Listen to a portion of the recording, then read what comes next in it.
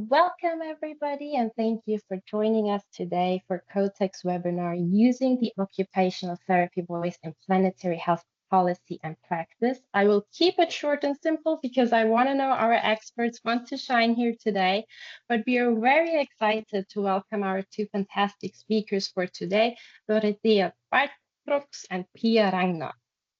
So Dorothea is the director of the Center for Planetary Health Policy, an independent think tank working with the German Alliance on Climate Change and Health. She is a trained occupational therapist before she went on studying international politics and social policy in London. Dorothea has worked in both public and private sectors. She's focusing on health and social policy in Germany and across Europe. Today, her work focuses on making the German health system more sustainable and resilient, especially in tackling air pollution. We are very pleased to have her share her knowledge with us today. Pia is also an occupational therapist working at the intersection of health, environment, and climate policy. She's a research associate in environmental economics. She studies how climate actions affect different social groups and how to make these policies fair for everybody. Her experiences include health in all policy, community health promotion, and planetary health literacy. Pia also teaches planetary health and co-leads a voluntary group that connects occupational therapists, physio, and speech and language therapists across Germany, Austria, and Switzerland to support a more sustainable care practice. So please join us in welcoming Pia. We are very grateful that she shares her experiences with us today. Ladies, the floor is all yours. Fantastic. Thank you so much, Lisa. And thank you everyone for joining us tonight. I'll give a start and you can already see Pia. I'll basically take over the first part of our presentation and then Pia will do the second part and then hopefully we'll have lots of time for questions. Now, the main challenge, I need to share my screen and find the right text. So give me 1 second with that.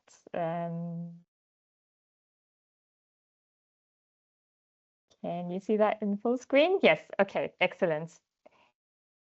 Brilliant. Yes. So it's really great to see everyone here joining from so many different parts of the world. And I'm sure a lot of you have already worked a little bit maybe on planetary health. For some of you, it might be new. So we thought we'll do a bit of an overview of what we actually mean with planetary health, how it distinguishes, how we distinguish sustainability and planetary health, and then really go on to talk about the role of planetary health in occupational therapy practice and research, and vice versa. First of all, maybe a couple of words about us and our organization. So as Lisa said, I am the director of a think tank here based in Germany, the Center for Planetary Health Policy. We are part of the German Alliance on Climate Change and Health, which is an NGO. That was founded about 8 years ago to increase kind of awareness about the impacts of climate change on health and also promote more sustainability in the health sector. Our think tank joined about 4 years ago, and we're kind of like a department of KLUG, you could say, and we work primarily on policy recommendations. And then there's also the kind of part of the organization that is called Health for Future, which is obviously quite similar to Fridays for Future and kind of the Whole for Future movement that was or is still quite big in Germany. And Health for Future is a lot of independent health professionals, students, apprentices who are voluntarily active in their local communities, in kind of local groups, but also on the national level to work on basically sustainability in their professions, in their institutions, but also to give the health voice in climate action more visibility. And that's how Pia and I know each other, because Health for Future also has a group on occupational therapy, physiotherapy, and speech and language therapy. And Pia is very active in that. And that's the link basically. And we're also linked with a lot of international organizations, national organizations, but maybe I won't go too much into that, but just so that you get an idea of who we are.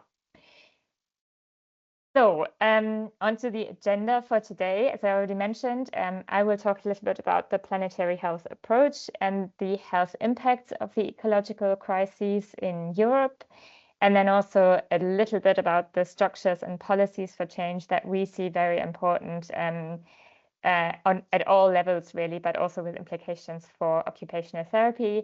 And then Pia is going to talk more about OT practice and occupational science research in the context of planetary health.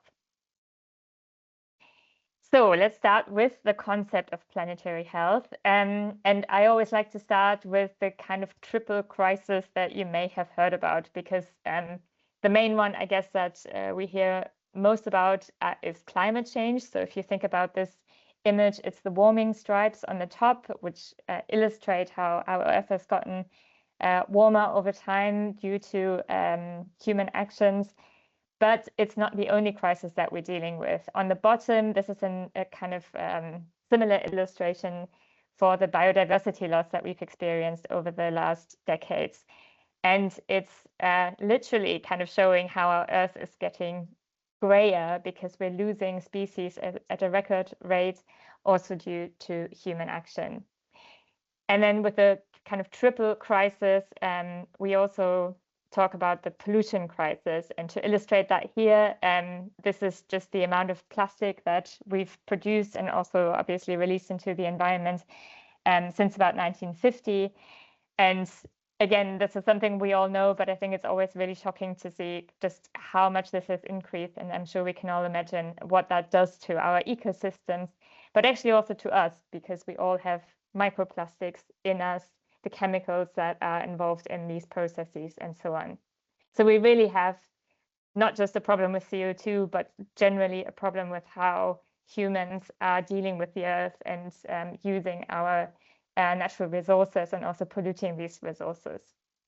And the concept of the planetary boundaries really kind of conceptualizes this and also puts this into a bit more of a detailed kind of visualization. And these are the 9 planetary boundaries that we always talk about. I already mentioned a couple of them, so climate change and biodiversity loss. So this is the top left, change in biodiversity integrity. But we also have several others. I won't go too much into the detail of all of these, but just to mention, this is the Planetary Health Check that is kind of published every year. And this one came out just recently and showed that we have now transgressed 7 out of these 9 planetary boundaries. And what that really means is that in all of these areas, we have created as humans so much change in these natural systems that it's kind of leading to chain reactions. It's producing risks that are really difficult to control for us. And also it's having a very serious impact on our lives and kind of our resources. And as you can see here, climate change is actually not the worst one if you look at it from this angle, but really biodiversity loss is one of the most concerning. And then also the top left, this is called the introduction of novel entities. And this really includes anything from microplastics, chemicals, all sorts of basically products that we're releasing into the environment and thereby changing the ecosystems. And of course, all of these planetary boundaries also interact with each other. So as you can imagine, the way we deal with fresh water or land use has an impact on climate change and biodiversity loss and vice versa. So all of these also interact with each other. But I think it's a good visualization to see where we are. And this is just one more illustration of biodiversity loss, because sometimes in these other planetary boundaries, we often talk about how there are very grave impacts in other parts of the world. But this really shows how Europe is one of the kind of centers of biodiversity loss. We've actually, we really have lost a lot of the biosphere integrity that we once used to have. and really rely on other parts of the world to provide certain services for us because our ecosystems have been impacted by us to such a high degree. Yeah, I really recommend looking more into this planetary health check. It's very, very interesting. You've got lots of illustrations like this. So do give that a look. And just to break down a bit more what we have then as planetary health, or what we think about as planetary health, it's really the interaction of the ecosystem health that I just talked about. So the integrity of our Earth that we can assess with these planetary boundaries. That interaction with human health and also animal health is what we envision as planetary health. And moreover, we also look at the political and structural systems that determine the state of these three systems. And that is really what we think about with planetary health. And planetary health can be a vision. So it can be something that we want to strive to. So a world in which health for all is possible within these planetary boundaries, both today and for future generations. But planetary health can also be kind of a tool or a methodology to analyze current state of affairs, certain aspects of this interaction, and so forth. And of course, there's also, sorry, this is a bit of a blurred image, but there's also a clear link with the Sustainable Development Goals that I'm sure you're all familiar with. So it's a different way of thinking about it, I suppose. With the development goals, we have concrete goals for different aspects of our lives, and I think this is really important to kind of measure against these goals where we are, both in terms of environmental the environmental basis of our lives, but also the social kind of basics that we want to ensure for everyone. And what is reflected here is that sustainability has these three pillars. So the economic sustainability, social, and also environmental sustainability. And they kind of interact with each other. Sometimes they are in conflict with each other, but generally, I think it's good to see it as a kind of holistic concept. So very briefly, to talk about the health impacts of these ecological crises, and I think it's really hard to overstate how vast they are and how much of an impact these ecological crises have on us. We have the kind of direct impacts from, for example, extreme weather events of heat, wildfires, things that impact us directly.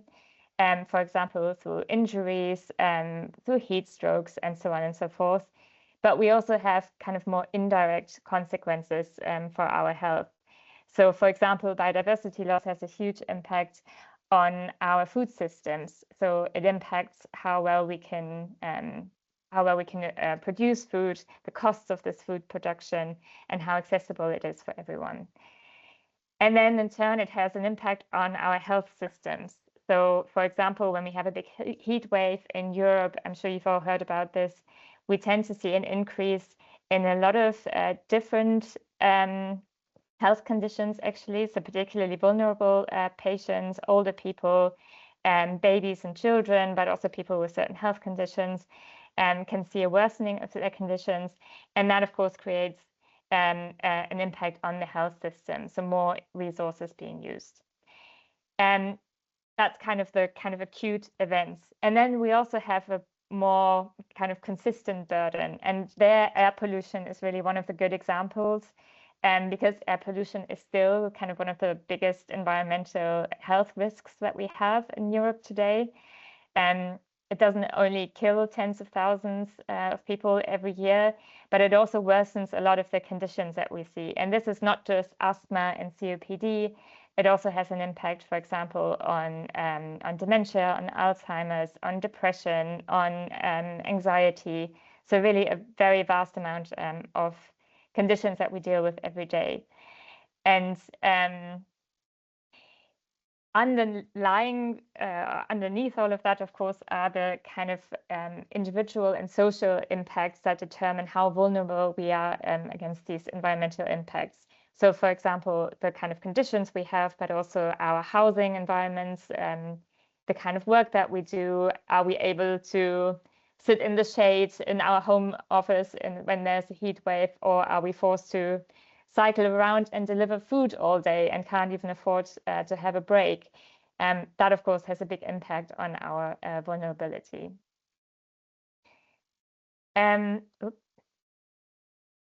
So this is just a different kind of way of conceptualizing this. Again, I won't go too much into this, but when you get the kind of slides afterwards, you can have a look at this and just how interconnected these different elements of climate hazards and other risk drivers, direct and indirect impacts are, and how we can assess these as well. And this is just one thing that I always like to use to illustrate that we also have a big risk with climate change on pathogen diseases. So it actually increases a lot our risk of pathogen spreading, and this is due to the climatic developments, but actually also, again, the way we kind of reduce environments where, for example, animals live freely, that also has an impact. And if we think about the risks of pandemics, of epidemics, that can have an enormous impact on our health systems, as we've all experienced. This is also something to keep in mind.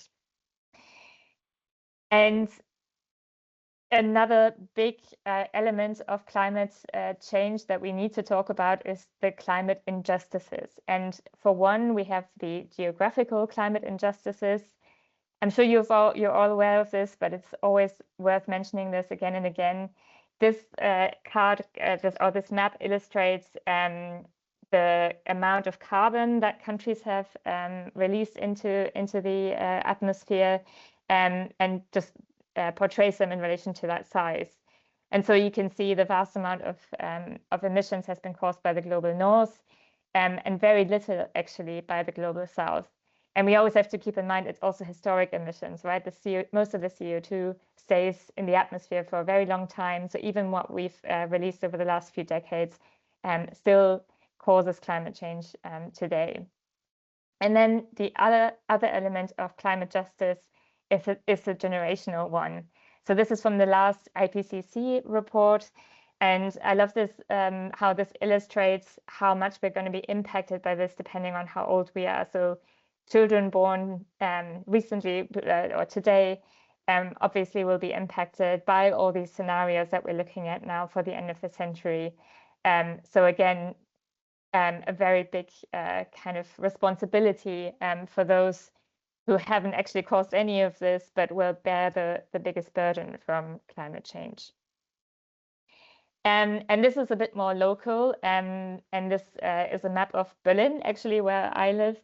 And this illustrates how environmental and social injustices interact with each other in a kind of a multi-layered burden on people. So these are different elements of injustices. So people who are particularly exposed to air pollution, but also have very little access to green spaces, have a lot of noise pollution. So it's an interaction of these different elements. And it shows you that certain districts have a very high burden from these different elements, and other richer kind of districts in the outskirts don't.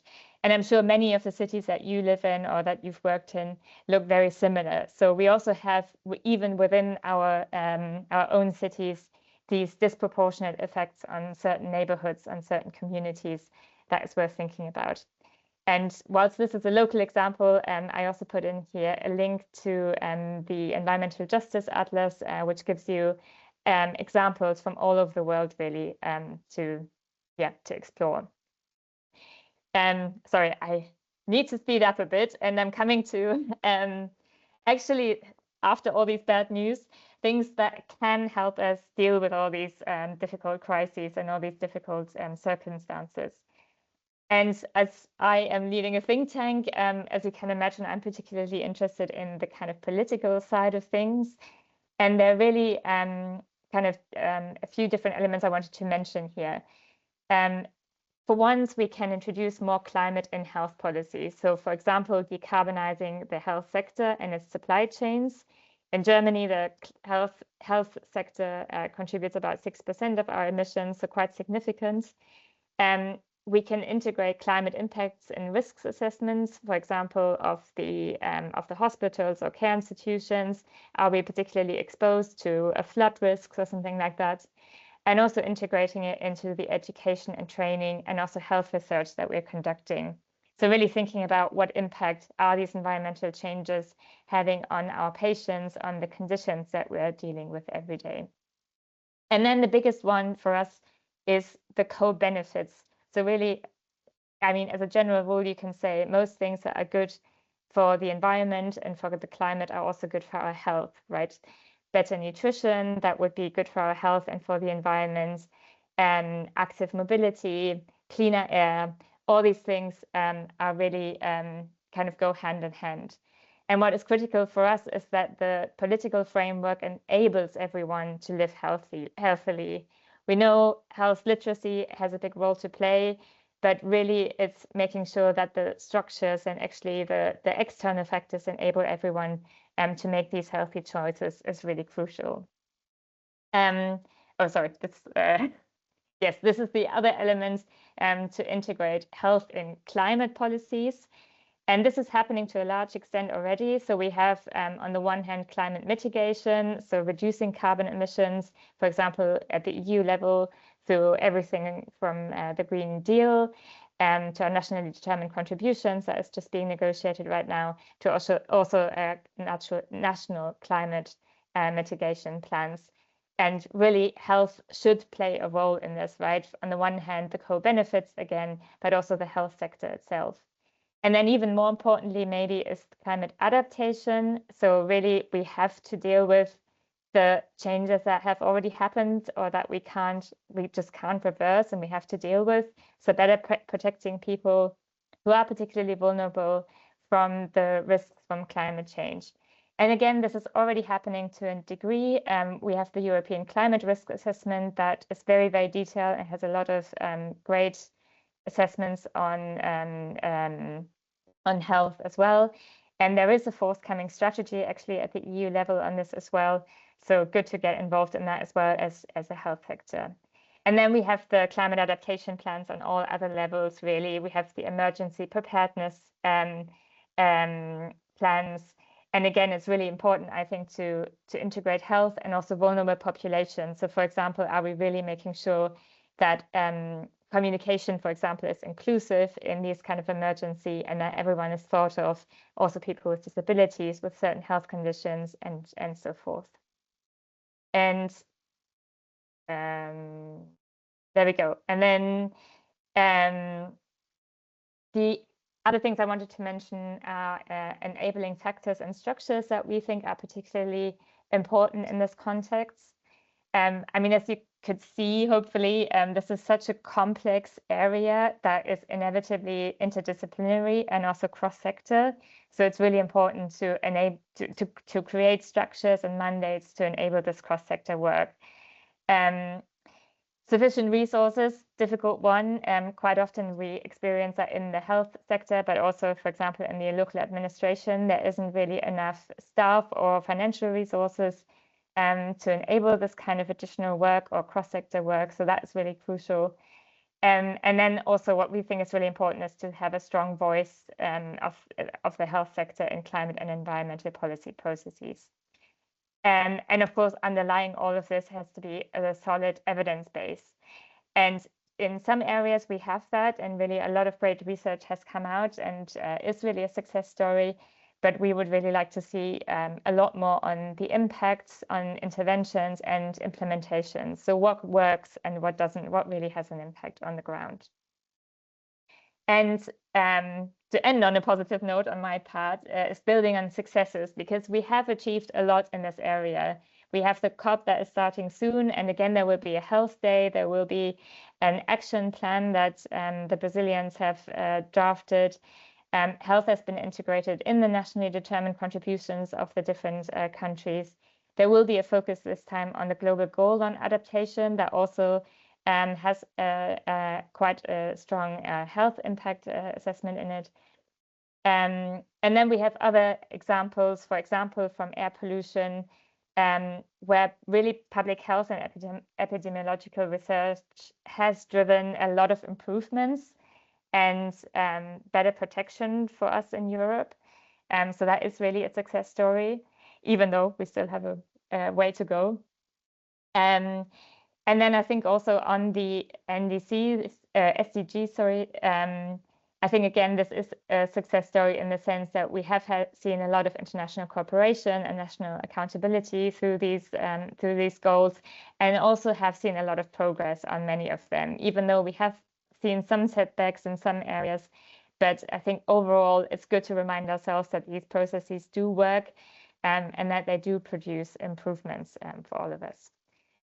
So with that, I'll hand over to Pia for a more detailed look at occupational therapy. Thank you very much. I'm just going to do a quick check if you can hear me better now than you did before. Lisa, maybe you can give me a... Is that better? Yeah, Perfect. yeah, that's better. Thank you, Pia. Wonderful. Right, so I assume that most people that are here today are either occupational therapists, occupational scientists, or allies. So a warm welcome from my side to everyone. Before we go into a conversation, hopefully, or we have time for questions, I'm going to do a really quick round of everything that can be said to the connection of occupational therapy, occupational science, and planetary health.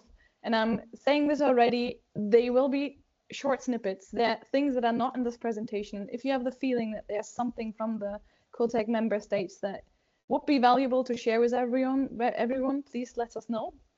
It's always a good thing to share the resources that are tested, that we know that work.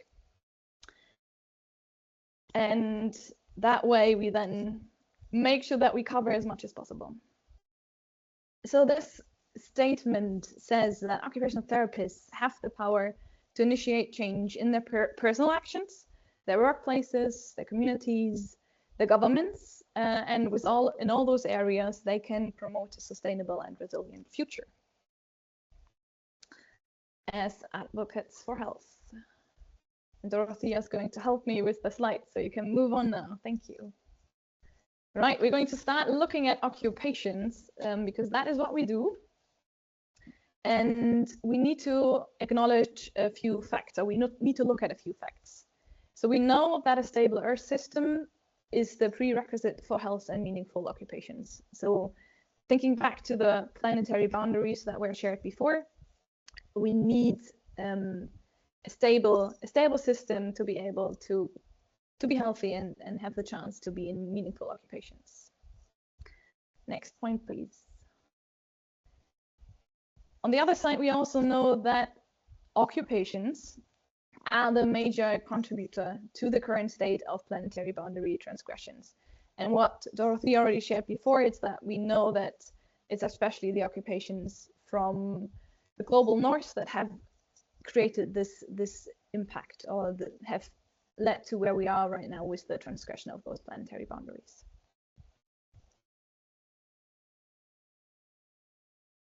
Next point.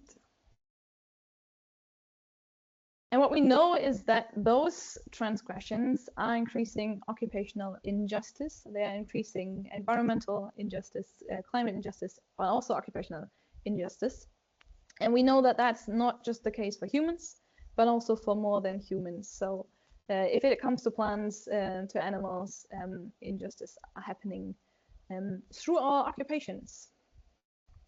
And that means that we, as everyone else in the healthcare sector, have an ethical responsibility to engage with planetary health or sustainability, depending on where we come from and what we work with. And that is also the reason why, for example, the Swedish Association of Occupational Therapists speaks of the vital role from OTs that they should lever. So our expertise on occupations or how to support meaningful participation, all those are things that we can bring into the space of planetary health and into the transdisciplinary network of people working together. And that's also why the Royal College of Occupational Therapists says that sustainability is vital for occupational well-being, and why the German and the Austrian Association for Occupational Therapists say that OTs can promote planetary health.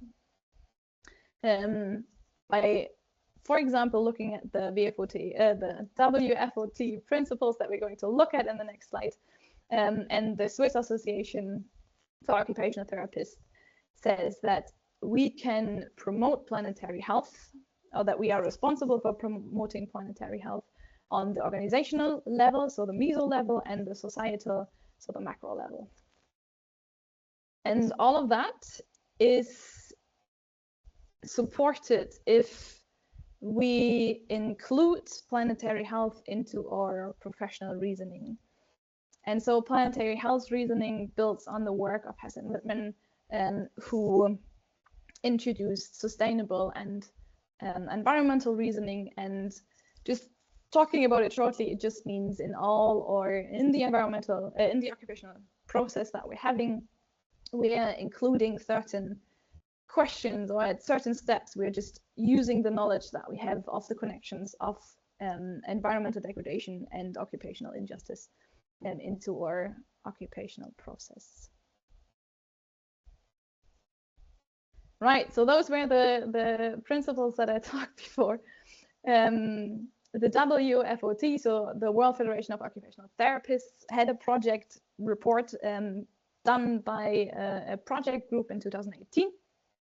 And they came up with 5 principles that we can use as OT practitioners, as people that are teaching occupational therapy, as people in occupational science, to bring sustainability into our context. And if you go on further, they can be summarized shortly. It's a 50-page document, but I'm trying to shortly summarize it in one sentence. So as OTs, we can contribute to mitigation and adaptation as community sustainability if we understand the connections between environment and health, and if we develop professional competence regarding these connections. And that then means that we as occupational therapists can work with individuals, we can work with communities that are already interested in this topic, or that have to adapt because maybe there was an environmental catastrophe where they are. And that means we can work on the micro, the meso, and the macro level. Macro meaning maybe a one-to-one client, meso level meaning maybe in the organization that I work in, macro level meaning either I contribute in the work that my association is doing, or I find other ways to work at the societal level. You can go to the next slide. Right. This was really shortly, again, what Dorothea mentioned before, that obviously if we have a planetary health approach or mindset, that prevents environmental destabilization, it reduces the ecological footprint of the healthcare system, it strengthens resilience against ecological and climate challenges. But what she said before as well, we know that there are certain limitations still happening. You can go to the next 2 points. So we have barriers as OTs, as do speech and language therapists, as do physiotherapists, when it comes to the knowledge, the finance, the time, the resource, or maybe even the team dynamics to then incorporate planetary health in OT practices. And sometimes we have those, we don't have those windows or spaces yet where we can work with other disciplines. And so the structures for that are needed. But for our discussion, or just to take away for you later, we have, if you go to the next point,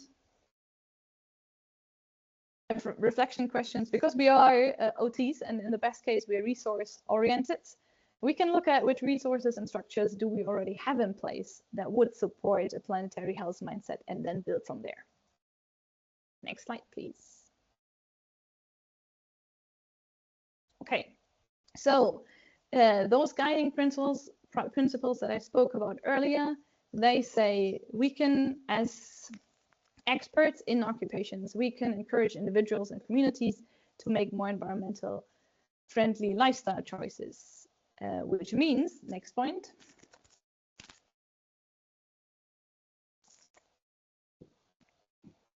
in our praxis, in our everyday work, we can think about, or also in research, we can think about the difference between occupational needs and occupational desires.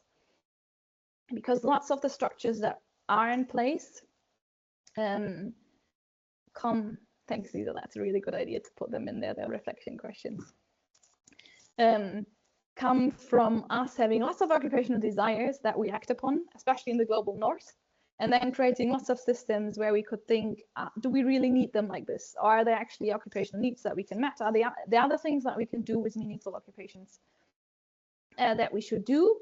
Which brings us to the next question. As occupational therapists and occupational scientists, whose of today's, but also tomorrow's occupational rights are we protecting? How? And who wants to, if someone wants to read more about the occupational desires, occupational needs, this is the paper you go to. Next slide.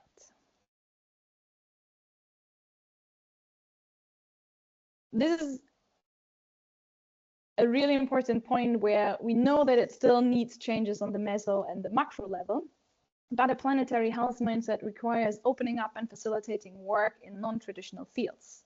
For example, and I think you can go through the whole, we can put the whole list there if you want. Yes. So we save a bit of time.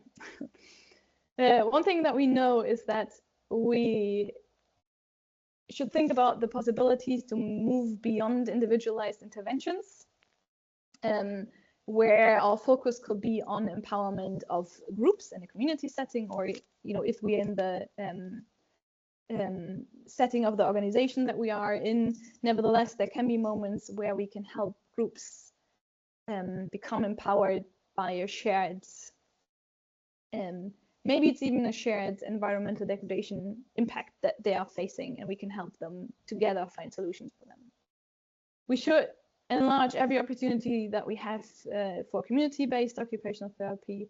We should think about, or we could think about, the ways where we can be more involved as OTs in municipal processes.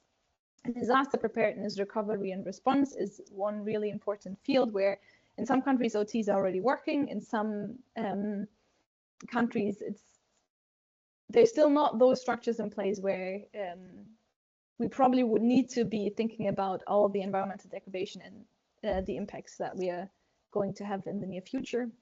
And then one thing is also green prescribing, where a doctor could order a patient, a client, to spend some time outdoors. And that could also be something that OTs do or that physiotherapists do. And the most important point, though, are those 3 dots at the end, because there are so many other things that I haven't mentioned that we could be doing. Next slide, please. Right, moving on to those associations. The World Health Organization made clear that the whole workforce, everyone involved in the healthcare sector and beyond, obviously, needs to have the chance to be educated on all those connections that we spoke before about. So that might mean that planetary health should be integrated in professional regulations. You can go further. Laws that we have around training, and that then also helps OTs to influence policy through advocacy where possible.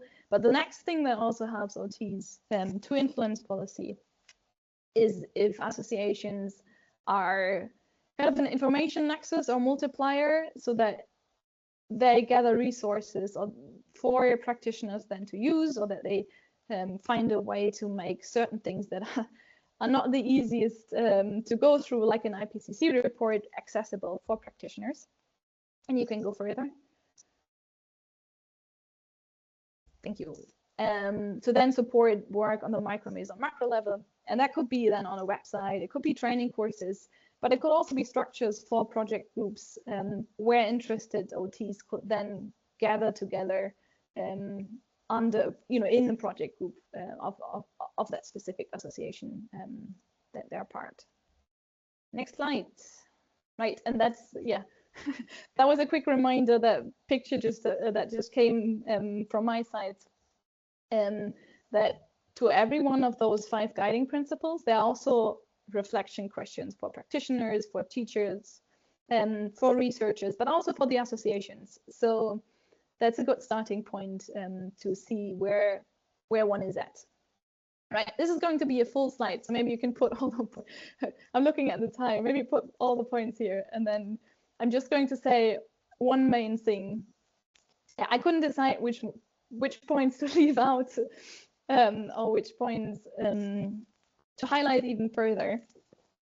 We see there's lots that we can do in research. There's lots already done. So I'm just going to talk about the highlighted points. The one thing that we would see is that we still need to raise awareness about the links between occupational lifestyles, the environment, and health. We need evidence-based training materials for occupational therapists. We need occupational-based practice models that include political activities of daily living. And we need tools that help OTs to implement and evaluate eco-friendly, meaningful interventions. And the most important part, and that's why all of that is in that lovely orange, is that we as OTs and occupational scientists, as experts in occupation, and also maybe on knowing about why maybe people are reluctant to change, we should feel invited to become part in inter and transdisciplinary collaborations, may it be with environmental, social, or people from economic sciences. Right, next slide. I hope it's the last one. Oh no, it's not. Okay, 2 more slides to go. What's really important though, that planetary health means that we can think, that we can and that we should think about things anew. So we know that Western healthcare philosophies, such as, or not just healthcare philosophies, but in general Western philosophies, such as individualism, mastery over nature, capitalism, materialism, that all of those hinder planetary health efforts and increase environmental degradation. So that means that we need to reflect and enact needed changes to decenter dominant worldviews to have a real and safe and just operating space for humanity, which goes back, this wording goes back to the planetary boundaries we saw at the beginning. And next point. So that's then a call to understand and appreciate the attitudes, the assumptions, the theories and models that guide our practice at the moment, and where we should move for a more just and safe understanding of health. Okay, so that's the last slide I was talking about. And it's a question that we would love to hear from you about now, or that's also a question you can take home with you, take with you to your organizations, talk with colleagues about it, using your OT voice for planetary health. Which future do you want to help create?